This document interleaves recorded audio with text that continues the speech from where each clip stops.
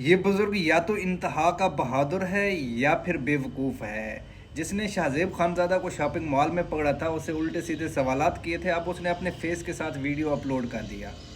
Any how میں نے اپنا کیمرہ آن کیا اور اس سے یہ پوچھنے کے لیے اس کی طرف بڑھا کہ اس کو کس چیز نے مجبور کیا کہ وہ اس طرح کا اخلاق سے گرا ہوا پروگرام کرے، بجائے میری بات کا جواب دینے کے وہ بھاگنے لگا اور بیوی کے پیچھے جا کر چھپ گیا. میں نے اس کو کہا کہ میرے سامنے آ کر میرے سوالوں کا جواب دو، لیکن اس نے انکار کر دیا. میں نے اس کو کہا کہ ایک با پردہ عورت کے بارے میں جو گھٹیا اور ذلیل پروگرام تم نے کیا ہے اس کی کیا جسٹیفیکیشن ہے، لیکن جواب ندارت اور وہاں سے بھاگ گیا. میں اس کو یہ بھی کہہ سکتا تھا کہ تم میں اتنی اخلاقی جرت ہے کہ تم اپنی بیوی کے مینسٹریشن سائیکل کا تذکرہ سب کے سامنے کر سکو، لیکن میں نے اس کی بیوی کے احترام میں کچھ نہ کہا. اتنی سی بات پر پاکستان کے نام نہاد میڈیا نے طوفان بدتمیزی برپا کر دیا اور اخلاقی دیوالیہ پن کر رونے لگے.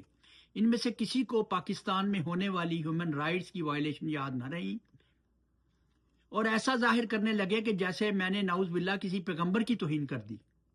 جہاں زیب سے اچھا تو منصور علی خان تھا جس نے یہ پروگرام کرنے سے انکار کر دیا. اس سے ظاہر ہوتا ہے کہ یہ پروگرام سوچا سمجھا منصوبہ تھا.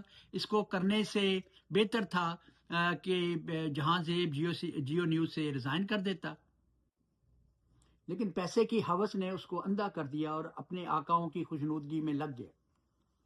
کروڑوں دلوں کے محبوب لیڈر کی پاک باز بیوی کے بارے میں اس طرح کی شرح انگیزی ایک بہت بڑا جرم ہے جس کا خمیازہ اس کو اس دنیا اور آخرت میں بھگتنا پڑے گا.